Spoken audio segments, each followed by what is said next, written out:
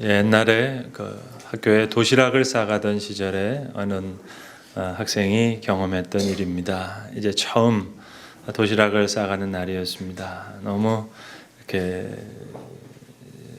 마음의 준비를 하면서 이제 점심시간이 됐습니다. 엄마가 준비해줬던 도시락 뚜껑을 열었는데 다른 학생들의 도시락은 다 흰 쌀밥인데 너무 가난했던 자기만 새까만 꽁보리밥이었습니다. 너무 부끄러웠습니다. 도시락 뚜껑을 닫고 교실 밖으로 나갔답니다.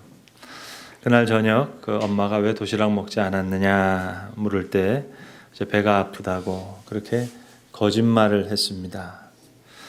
다음날 이 학생이 이제 마음을 다시 다잡고 꽁보리밥이라도 어떠냐, 창피할 것 없지 그렇게 생각하고 도시락 뚜껑을 열었는데 이번엔 진주알처럼 하얀 쌀밥이었습니다. 엄마 생각에 다시 눈물이 나서 또 도시락 뚜껑을 닫고 덮었다는 얘기입니다. 그래서 그 옛날 일을 기억하면서 이분이 글을 쓴 겁니다. 먹지 못한 도시락을 두고 이상하게도 너무 슬픈데 너무 행복했더라 하는 그런 이야기입니다. 꽁보리밥 도시락 뚜껑 닫고 한 번 울고 또 하얀 쌀밥에 또 한 숟갈도 되지 못하고 다시 한 번 울었다. 사랑하는 성도 여러분, 철이 든다는 것은 아마 다른 게 아닐 겁니다. 한 번 울던 사람이 두 번 우는 것, 그게 아마 철이 드는 것이라 생각합니다. 이런 말이 있습니다. 아버지가 아들에게 선물을 줄 때는 두 사람이 함께 웃는다. 그런데 아들이 아버지에게 선물을 드릴 때는 두 사람은 함께 운다. 그렇습니다, 여러분. 은혜를 받는다는 것과 은혜를 깨닫는다는 것은 같은 사건이 아닙니다. 별개의 사건입니다. 오늘도 우리가 은혜 가운데 살고 은혜를 받고 살아갑니다. 그런데 은혜를 받는다는 것과 은혜를 깨닫는다는 것은 이건 다른 사건입니다. 같은 사건이 아닙니다. 오늘 본문에 은혜가 왕노릇한다 라는 표현이 있습니다. 물론 오늘 바울은 로마서에서 은혜가 왕노릇하는 것과 죄가 왕노릇하는 것, 이 두 가지를 비교하고 있습니다만 은혜의 왕노릇, 이것만 한번 생각해 봅시다. 그러면 여러분, 은혜의 왕노릇이 있다면 그걸 뒤집으면 은혜가 종노릇하는 것, 그럴 때도 있지 않겠습니까? 은혜를 계속 받으며 살아가고 있는데 은혜가 종노릇할 때가 있어요. 은혜를 깨닫지 못해요. 그러니 은혜가 권세로 임하지 못합니다. 그러니까 꽁보리밥에 손을 대지 않는 그 자녀에게도 어머니의 은혜는 계속되고 있지만 사실 지금 종노릇하고 있는 겁니다. 은혜를 받고 사는데, 은혜를 먹고 사는데, 우리가 은혜 가운데 있는데 은혜가 왕노릇하지 못하고 은혜가 종노릇하고 있습니다. 그런데 이 자녀가 변합니다. 마치 베드로가 물고기를 많이 잡은 후에 예수님 앞에 무릎을 꿇고 주여 나를 떠나소서 내가 죄인이로소이다 하듯이 하얀 쌀밥에 숟가락도 못 대는 이 자녀에게 이제 어머니의 은혜는 왕노릇하게 되는 것입니다.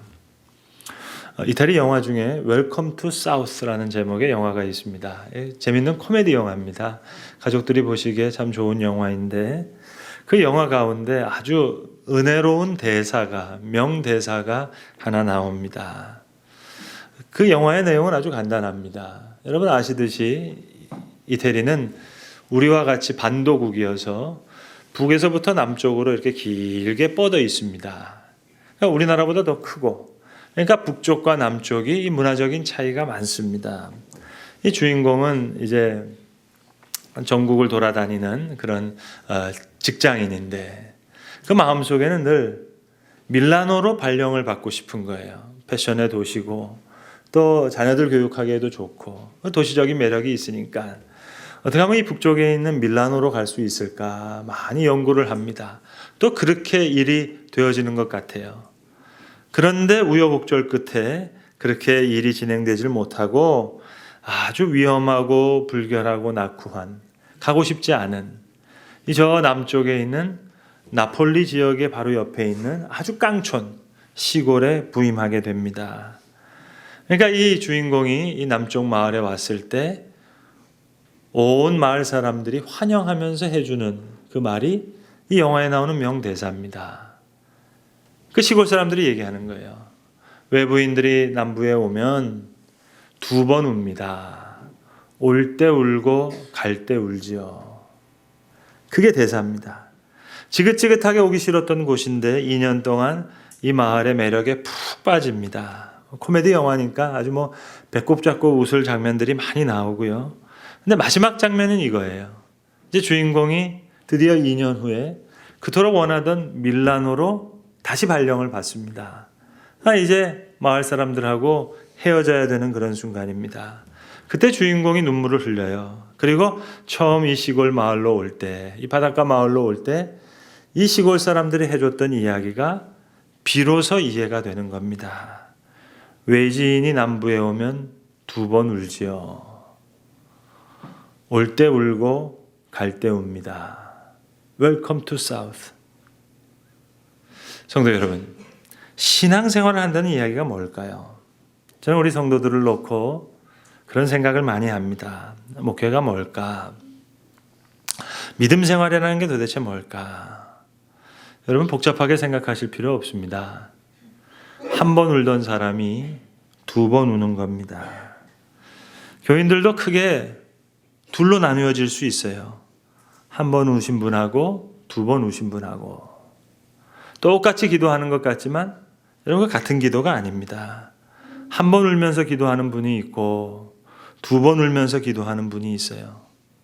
은혜가 종노릇하는 분이 있고 은혜가 왕노릇하는 분이 있어요. 우리는 다 은혜를 받고 삽니다. 하나님께서 우리 모두를 사랑하시니까. 그런데 은혜가 종노릇하는 분들이 많아요. 꽁보리밥이라고 싫다고 울고 또 아파서 울고 실패해서 울고 힘들어서 울고 한 번씩 울어요. 분명히 은혜가 있는데 은혜는 종노릇하고 있어요. 사실 우리만이 아니라 성경에 나오는 바울도 베드로도 다 그랬습니다. 은혜가 종노릇할 때는 바울도 베드로도 한 번씩 울었던 사람이에요. 근데 한 번 울던 그들이 이제 2번 울어요. 2번 울고 나니까 하나님의 은혜가 그들에게 왕노릇합니다. 그게 바울이고 그게 베드로입니다. 그러니까 간단히 말해서 베드로와 바울 2번 운 사람이에요. 실패해서 쓰러져서 한 번 울었어요. 다시 은혜를 깨닫고 나니까 눈물이 나요. 은혜를 잊고 보니까 내 의가 다 없어졌어요. 내 공로가 아니었어요. 내 진실도 아니었어요. 능력은 더더군 아니었고요. 병들고 은혜를 깨닫습니다. 병들고 실패했어요. 한 번 울었어요. 이것저것 따지니까 내가 제일 잘난 사람 같았어요. 그리고 주변을 보니까 이거 별 볼 일 없는 사람이 나보다 더 잘 살아요. 이게 죽을 지경이에요. 미칠 지경이에요. 그래서 한 번 울었는데 그런데 하나님의 은혜 가운데 이제 2번 울게 됩니다. 오늘 본문에 죄가 더한 곳에 은혜가 더욱 넘쳤나니라는 너무나 유명한 구절이 나옵니다. 죄가 더한 곳에 은혜가 더욱 넘쳤다. 깊이 생각해야 되겠습니다. 토마스 아퀴나스라고 하는 중세의 신학자가 죄에 대해서 설명을 하는데 그가 아주 기가 막힌 설명을 합니다. 아퀴나스는 죄의 어머니는 교만이라 했습니다. 제일 먼저 우리에게 찾아와서 제일 늦게 떠나는 가장 끈질긴 죄가 교만인데 그러면 이 교만의 죄를 하나님께서 어떻게 치유하시느냐. 이 문제를 놓고 아퀴나스가 이렇게 설명합니다. 교만의 죄를 하나님께서 치유하시기 위해 하나님께서는 때로 우리로 하여금 다른 육신의 죄를 범케 하신다. 다른 죄를 짓도록 허락하신다. 실로 엄청난 얘기입니다. 다윗이 간음을 합니다. 다윗이 살인을 합니다. 그리고 겸손한 사람이 됩니다. 치명적인 죄가 있어요. 밖으로 분명하게 드러나는 수치스러운 죄예요. 엄청난 죄인데 하나님이 보시기에는 교만보다는 덜 치명적인 죄라는 거죠. 그래서 하나님께서는 이 교만의 죄라고 하는 가장 치명적인 죄를 고치시기 위해서 그 처방으로 덜 치명적인 죄, 그러나 문화적으로는 더 엄청나게 치명적인 죄예요. 그러나 하나님 보실 때는 교만보다 덜 치명적인 죄, 그런 죄를 짓도록 허락하신다. 와, 놀라운 얘기죠. 혁명적인 발언입니다. 아니, 이해하기 어려운 이야기입니다. 그러나 여러분, 사실로 성경의 인물들이 다 그러했습니다. 다윗이 그러했고 바울이 그랬습니다. 죄가 더한 곳에 은혜가 더욱 넘쳤나니. 죄를 통해서 겸손을 가르쳐 주세요. 부끄러움을 통해서 겸손을 배우게 하세요. 가장 먼저 찾아와서 가장 늦게 떠나는 이 끈질긴 교만의 죄를 이기게 하기 위해서 다른 죄를 들어서 하나님이 역사하신다.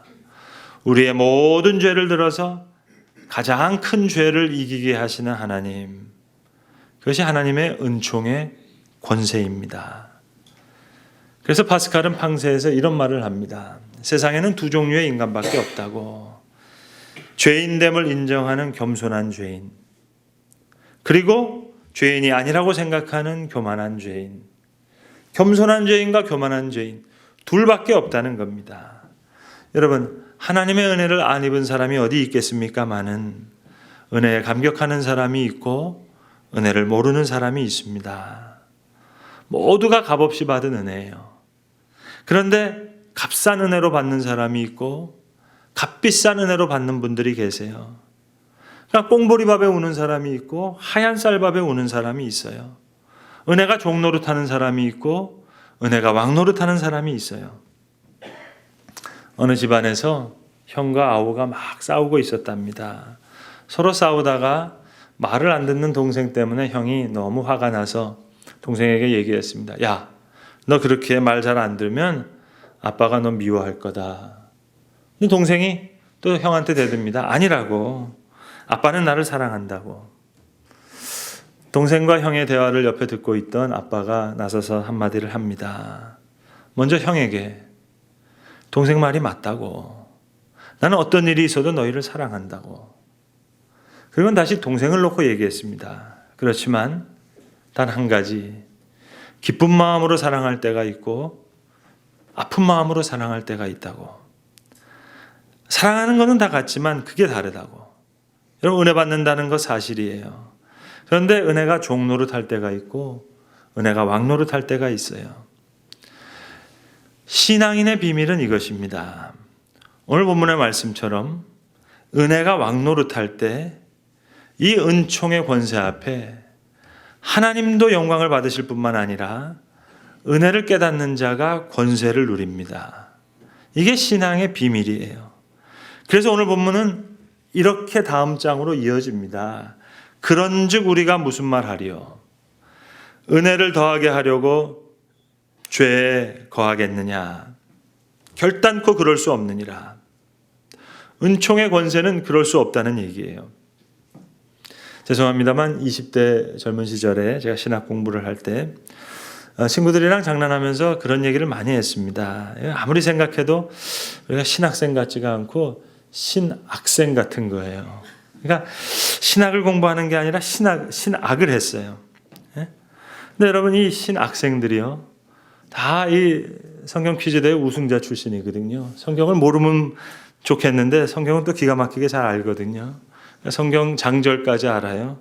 그러니까 뭐 술잔을 기울이면서도 담배를 피면서도 나쁜 짓 많이 하면서도 성경 구절을 잘 암송해요. 죄가 더한 곳에 은혜가 더욱 넘친다고요. 틀린 말 아니죠, 여러분. 죄가 더한 곳에 은혜가 더욱 넘쳐요. 은혜가 종노릇할 때도 은혜는 넘칩니다. 꽁보리밥 사주는 어머니의 마음에도 사랑이 넘치고요. 손 안 댄 도시락을 다시 받아드는 그 어머니의 마음에도 사랑은 넘쳐요. 사랑하시는 것은 분명한데 아픈 마음으로 사랑해요. 은혜가 있어요. 은혜가 넘쳐요. 은혜가 넘치는 것은 분명한데 은혜가 종노릇하고 있어요. 여러분, 내게 주신 건강만을 감사한다면 그럼 병들어 죽어가면서는 하나님은 원망할 겁니까? 은혜를 헛되이 받지 않는 자의 가장 중요한 증거는 은혜의 현재성입니다. 건강하건 병들었건 성공했건 실패하건 한 번 우는 게 아니에요. 2번 우는 거예요. 여러분 2번 울면 다 끝납니다. 처음에는 슬퍼서 울었어요. 근데 이제는 기뻐서 울어요. 처음에는 아파서 울었어요. 그런데 이제는 감사해서 울어요.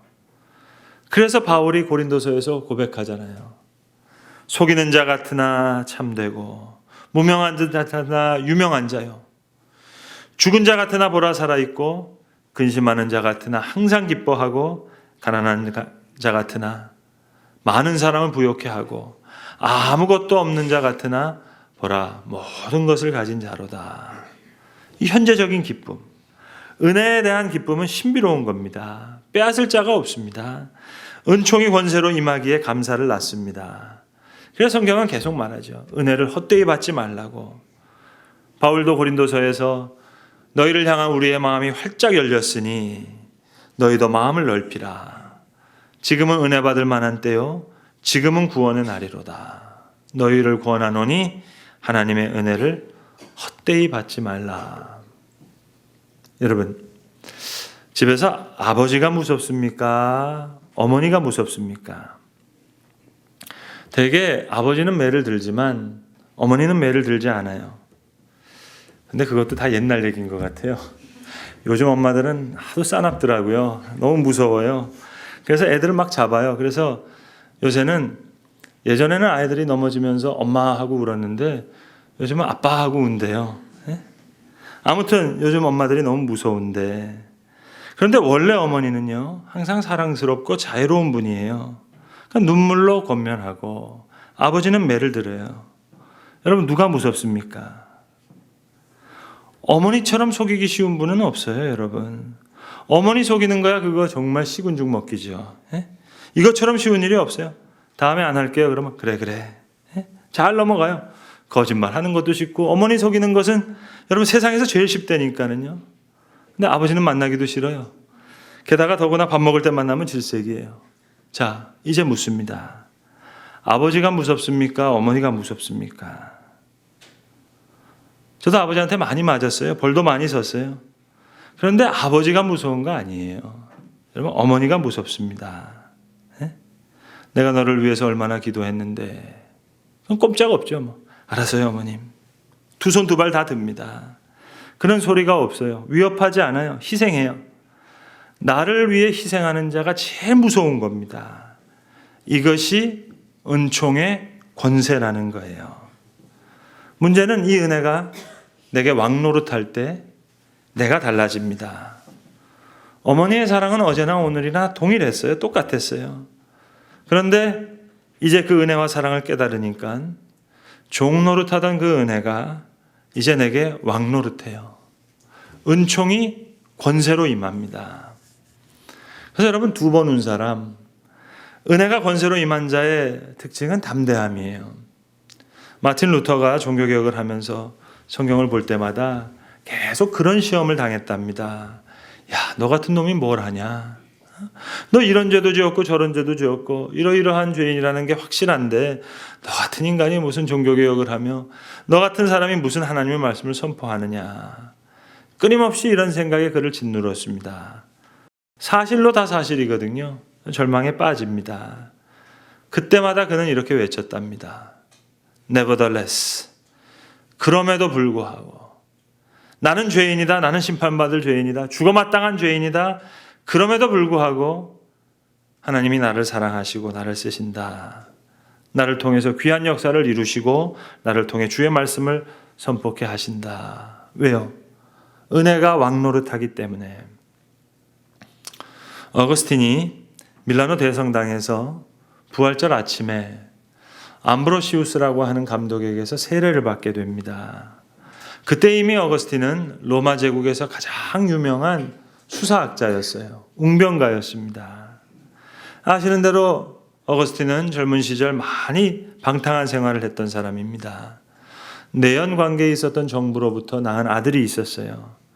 근데 이 16살 먹은 이 아데오타투스라고 하는 아들을 그가 밀라노 대성당에서 세례를 받을 때 이 아데오타투스의 손을 잡고 모든 사람이 보는 앞에서 성당 복도를 통해서 앞에 나아갑니다. 그리고 이 아들과 함께 세례를 받았습니다. 죄가 더한 곳에 은혜가 더욱 넘쳤나니 은혜가 왕노릇합니다. 19세기 스코틀랜드에서 목회하셨던 조지 맥도날드라고 하는 목사님이 한 유명한 말이 하나 있습니다. You do not have a soul. 당신들은 영혼을 가지고 있는 게 아닙니다. You are a soul. 당신 자체가 영혼입니다. And you have a body. 그리고 몸을 가지고 있을 뿐입니다. 말컴 머그리지라고 하는 영국의 유명한 언론인이 현대를 이렇게 묘사했습니다. 현대인은 풍요로움 속에서 지루함을 창조해냈다고. 힘과 강함을 추구하면서도 끊임없이 스스로는 나약해졌다고. 여러분, 지루함은 풍요가 만들어낸 병입니다. 우울과 무기력은 강한 힘을 쫓았던 그 생의 이면이에요. 유명했던 팝스타였던 엘비스 프레슬리가 죽었을 때 그 옆에서 가장 가까이서 그를 아끼며 사랑했던 동생이 말했습니다. 다들 마약이 엘비스를 망쳤다고 생각하지만 마약이 그의 생을 망친 것이 아니라 그가 가졌던 명성이 그의 삶을 망치기 시작했다고. You do not have a soul. 우리가 영혼을 가진 게 아닙니다. 우리 자체가 영혼이고 and we have a body. 몸을 가지고 있을 뿐입니다. 그리고 은혜를 먹고 살아가는 사람이에요. 문제는 값없이 받은 은혜가 값싼 은혜로 존재하느냐 아니면 값비싼 은혜로 존재하느냐. 은혜가 종노릇하느냐 아니면 은혜가 왕노릇하느냐. 여기에 우리의 영혼과 육체의 모든 운명이 달려 있습니다. 여러분, 은혜가 종노릇하는 것도 은혜예요. 은혜가 왕노릇하는 것도 은혜예요. 한 번 우는 것도 은혜고 두 번 우는 것도 은혜예요. 값싼 은혜로 여기던 값비싼 은혜로 여기던 다 똑같이 값없이 받은 은혜예요. 그러니 여러분, 두 번 울 수 있는 은혜는 이게 정말 귀한 은혜죠. 은혜가 왕노릇할 수 있는 은혜, 너무 귀한 은혜죠. 값없이 받은 은혜를 값비싼 은혜로 여길 수 있는 거 귀한 은혜죠. 그런데 신비는 이것입니다. 이거 공부한다고 되는 일이 아니에요. 내가 땀 흘려 수고한다고 얻어지는 게 아니에요. 40일 금식한다고 열심히 신앙생활한다고 어떤 과정을 마치고 딸 수 있는 학위 같은 게 아닙니다. 오직 믿음으로, 오직 순종함으로 이루어지는 일이에요. 13년 전에 우리 예수소망교회라는 이름을 지을 때 마지막으로 최종적으로 올라간 후보 이름이 있습니다. 여러분, 웃지 마세요. 이거 농담 아니고 진짜입니다. 이 교회의 이미지가 중요하잖아요. 그래서 어떤 교회는 선한 목자교회라는 교회도 있는데, 근데 선한 목자는 예수님이잖아요.